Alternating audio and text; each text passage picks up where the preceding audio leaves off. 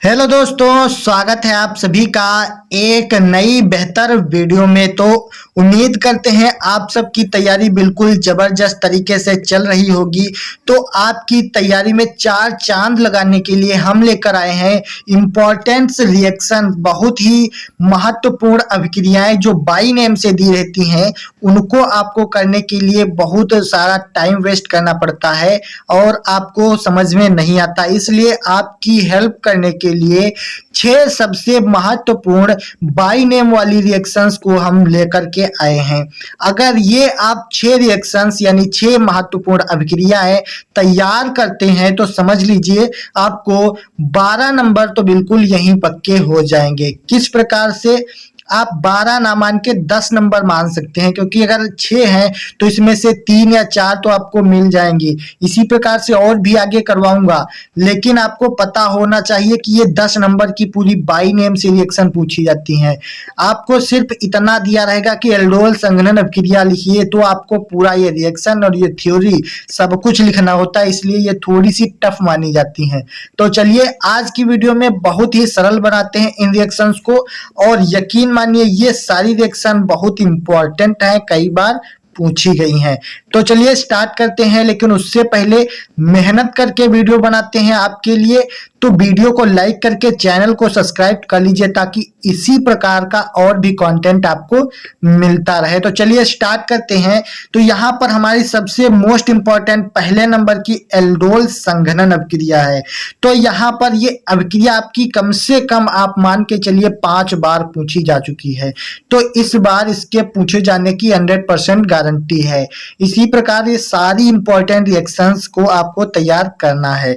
तो सबसे पहली एल्डोल संघनन अभिक्रिया है, तो इसमें आपको दिया रहेगा एल्डोल संघनन अभिक्रिया लिखिए। तो आपको ये पहले थ्योरी लिखनी है, उसके बाद इसकी रिएक्शन लिखनी है। तो सबसे पहले हम इसकी थ्योरी में इस प्रकार लिखेंगे कि इस अभिक्रिया में, या फिर ऐसे ही लिख सकते हैं, एसिटाल्डिहाइड के 2 अणुओं को तनुछार NaOH की उपस्थिति में संघनन करने पर बी हाइड्रोक्सी एल्डिहाइड प्राप्त होता है। ये आपको थ्योरी लिखना पड़ेगा। अगर आपको पहले थ्योरी नहीं याद होती है तो आप पहले इसकी ये आप रिएक्शन लिखिए। तो इस रिएक्शन इस प्रकार से लिखेंगे CH3CHO। ये क्या है? एसिटाल्डिहाइड है। इसके 2 अणु लेंगे, एक ये हो गया एसिटाल्डिहाइड, एक ये हो गया एसिटाल्डिहाइड।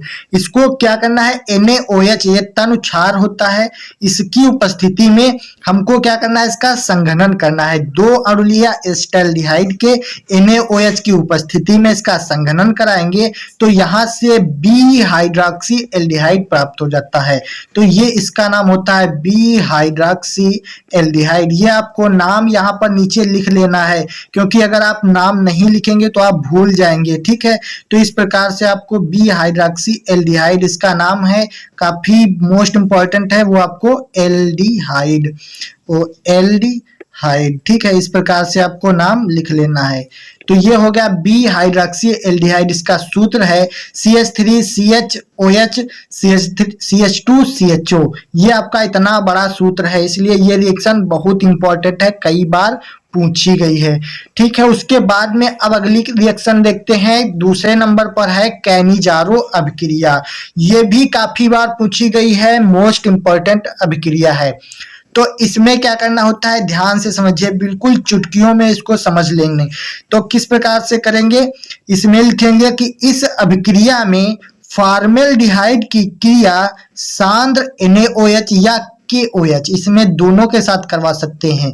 इसमें लिखेंगे इस अभिक्रिया में फॉर्मेल्डिहाइड की क्रिया सांद्र NaOH या KOH के साथ कराने पर सोडियम फॉर्मेट प्राप्त होता है। ठीक है, बहुत इंपॉर्टेंट है। अब यहाँ से देखिए क्या कह रहा है, इस अभिक्रिया में फॉर्मेल्डिहाइड, तो फॉर्मेल्डिहाइड लिख लिया हमने 2HCHO, ये हो गया आपका फॉर्मेल्डिहाइड। इसकी क्रिया कह रहा है सांद्र NaOH, तो यहाँ पर हमने सांद्र NaOH ले लिया। अब इससे हम क्रिया कराएंगे तो कराने पर क्या प्राप्त होता है? सोडियम फॉर्मेट प्राप्त होता है।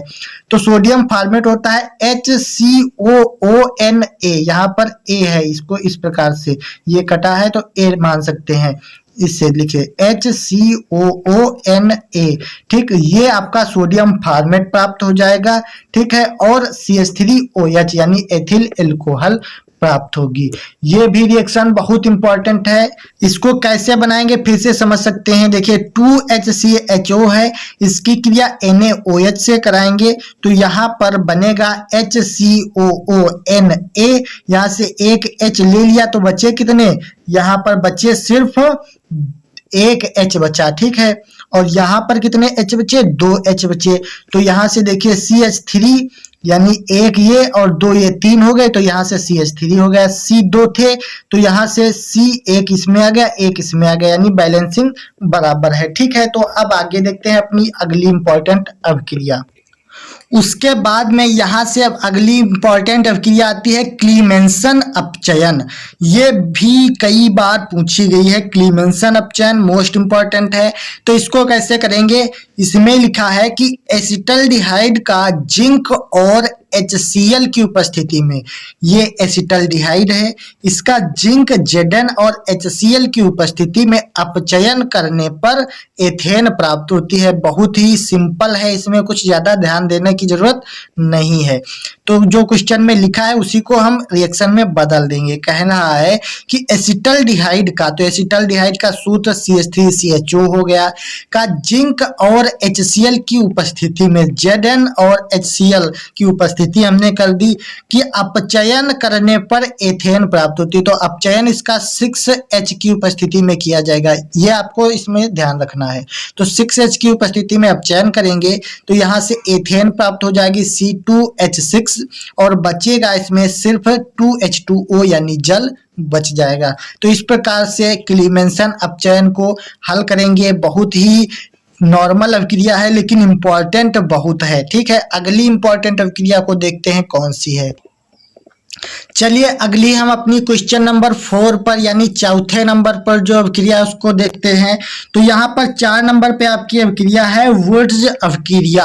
वुर्ट्ज अभिक्रिया जो आपकी है बहुत इंपॉर्टेंट है। इसको लगभग 6 से 7 बार पूछा गया है बोर्ड एग्जाम में। तो ये आपकी बहुत इंपॉर्टेंट है, इसको हम समझाते हैं, आपको बेहद अच्छे से समझ में आएगा। तो देखिए इसमें क्या होता है कि जब किसी एल्किल हैलाइड की सोडियम के साथ शुष्क ईथर की उपस्थिति में क्रिया कराते हैं तब एल्केन बनते हैं। यह अभिक्रिया वुर्ट्ज अभिक्रिया कहलाती है। अब ध्यान से समझिए इसमें कहने का तात्पर्य क्या है। कह रहा है कि जब किसी एल्किल हैलाइड की क्रिया किससे कहते हैं, सोडियम के साथ शुष्क ईथर की उपस्थिति में कराते हैं तब एल्केन बनते हैं। तो देखते हैं एल्किल हैलाइड क्या होते हैं, यानी R होते हैं एल्किल और X होते हैं हैलाइड। तो 2RX की क्रिया सोडियम के साथ कराएंगे शुष्क ईथर की उपस्थिति में, तो यहाँ से एल्केन बनेंगे यानी RR बनेगा और 2NaX बनेगा यानी सोडियम हैलाइड, यानी क्या बनेगा, एल्केन बनेगा यहाँ से, और यहाँ पर सोडियम बनेगा और ये हैलाइड बनेगा। यानी कि यहाँ पे जो भी रखेंगे क्लोराइड हो जाएगा, फ्लोराइड हो जाएगा, आयोडाइड हो जाएगा। इस प्रकार से सोडियम हैलाइड यहाँ पर बनता है।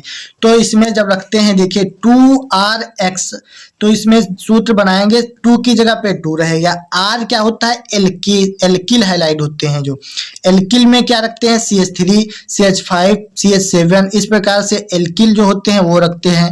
हैलाइड होते हैं आपके हैलोजन यानी क्लोरीन फ्लोरीन ब्रोमीन आयोडीन, इस प्रकार से। तो यहाँ पे R की जगह पे हमने CH3 रख लिया और X की जगह पे Cl रख लिया, तो यहाँ पर बना एथिल क्लोराइड, ठीक है। इसी को हम एल्किल हैलाइड बोलते हैं या फिर इसको एथिल क्लोराइड बोल सकते हैं। 2Na की उपस्थिति में यानी शुष्क ईथर की उपस्थिति में 2Na से क्रिया कराएंगे तो यहाँ पर आपकी एथेन बनेगी यानी R बनेगा। तो यहाँ पे R हमने क्या लिया, CH3 लिया तो CH3 होगा, दूसरे R की जगह पे फिर CH3, इस प्रकार से CH3 यानी C2H6 बना तो ये एथेन बन गया। ठीक, उसके बाद में 2NaX था तो X हमने इसमें लिया था Cl, तो यहाँ से 2NaCl ले लिया। बहुत आसान है, जो यहाँ पर सूत्र बना उसी में हमको एल्किल हैलाइड रखना था तो हमने सूत्र बना दिया, एथेन बनी और यहाँ पर सोडियम क्लोराइड बन गया। तो एक बार फिर से समझ लीजिए, कह रहा है कि जब किसी एल्किल हैलाइड की उपस्थिति यानी एल्किल हैलाइड की सोडियम के साथ शुष्क ईथर की उपस्थिति में क्रिया कराते हैं तब एल्केन बनते हैं। यह अभिक्रिया वुर्त्ज अभिक्रिया कहलाती है। तो यहाँ पर RX का मतलब एल्किल, X का मतलब हाइलाइड। उसी प्रकार से हमने एथिल क्लोराइड लिया, सोडियम से क्रिया कराएंगे शुष्क ईथर की उपस्थिति में तो एथेन बनेगी और सोडियम क्लोराइड बन जाएगा। ठीक है, तो यहाँ तक आपको समझ में आ गया होगा। अब देखते हैं अपनी 5 नंबर की अभिक्रिया, जो कि मोस्ट इंपॉर्टेंट ये भी अभिक्रिया है। तो ये है वुर्त्ज फिटिंग अभिक्रिया। उसी से बनी है वुर्त्ज, वो है आपकी वुर्त्ज अभिक्रिया और ये है आपकी वुर्त्ज फिटिंग अभिक्रिया। थोड़ा सा इसमें अंतर है, आपको लग रहा होगा सिर्फ फिटिंग का अंतर है, लेकिन इसमें बहुत बड़ा अंतर है। चलिए समझते हैं इसमें क्या होता है। तो इसमें है कि इस अभिक्रिया में क्लोरोबेंजीन की क्रिया सोडियम तथा मेथिल क्लोराइड के साथ कराने पर टॉलुइन बनता है। वुर्त्ज फिटिंग अभिक्रिया कहलाती है। ठीक है, अब देखिए कह रहा है कि अभिक्रिया में क्लोरोबेंजीन की क्रिया, क्लोरोबेंजीन का सूत्र आपको पता होना चाहिए या फिर आप इसको डायग्राम से बना सकते हैं। इस प्रकार से क्लोरोबेंजीन का डायग्राम बनता है, या फिर आपको C6H5Cl लिखना है, वो क्लोरोबेंजीन का सूत्र होता है। इसकी क्रिया सोडियम तथा मेथिल आयोडाइड के साथ, तो इसकी क्रिया देखिए क्लोरोबेंजीन की क्रिया 2Na यानी सोडियम तथा मेथिल आयोडाइड या मेथिल क्लोराइड के साथ कराएंगे। CH3Cl ये हो गया मेथिल क्लोराइड या मेथिल आयोडाइड के साथ भी करा सकते हैं। तो यहाँ पर मेथिल क्लोराइड से कराएंगे शुष्क ईथर की उपस्थिति में, तो यहाँ से क्या बन जाएगा, टॉलुइन बनती है यानी C6H5CH3। इसको हम इस प्रकार से लिख सकते हैं, देखिए यहाँ से है C6H5Cl लेंगे, ये हो गई आपकी क्लोरोबेंजीन। 2Na से क्रिया कराएंगे और CH3Cl ले लेंगे। ठीक है, शुष्क ईथर इसमें भी रहेगा सेम, तो यहाँ से क्या बन जाएगा C6H5CH3, ये आपकी टॉलुइन हो गई और ये तो सेम रहेगा। ठीक है, इस प्रकार से आप लिख सकते हैं या फिर आप इस चित्र के माध्यम से भी समझ सकते हैं। तो उम्मीद करते हैं ये भी आपको बेहद समझ में आ गई होगी। अब अगला देखते हैं हैलोफॉर्म अभिक्रिया। ये आपकी बहुत ही इंपॉर्टेंट अभिक्रिया है, हैलोफॉर्म अभिक्रिया। देखते हैं क्या है इसमें। तो ये है कि इस अभिक्रिया में एथिल एल्कोहल की क्रिया क्लोरीन तथा सोडियम हाइड्रोक्साइड से कराने पर क्लोरोफॉर्म तथा सोडियम फॉर्मेट प्राप्त होता है। अब देखिए कह रहा है कि एथिल एल्कोहल की क्रिया, तो एथिल एल्कोहल हमने ले लिया CH3CH2OH यानी C2H5OH ले सकते हैं। उसके बाद में क्रिया क्लोरीन तथा सोडियम हाइड्रोक्साइड से कराना है, तो यहाँ पर 4Cl2 ये क्लोरीन हो गया और 6NaOH ये आपका सोडियम हाइड्रोक्साइड हो गया। अब इससे हम क्रिया कराएंगे तो क्या बनेगा, क्लोरोफॉर्म तथा सोडियम फॉर्मेट बनता है। तो क्लोरोफॉर्म CHCl3 होता है, ये क्लोरोफॉर्म बना और इसके आगे बनेगा 5NaCl यानी 5 आपके सोडियम क्लोराइड के अणु रहेंगे और यहाँ से बनेगा HCOONA या सोडियम फॉर्मेट बनता है और 5H2O इसमें जल बनेगा। तो इस प्रकार से पूरी रिएक्शन होगी।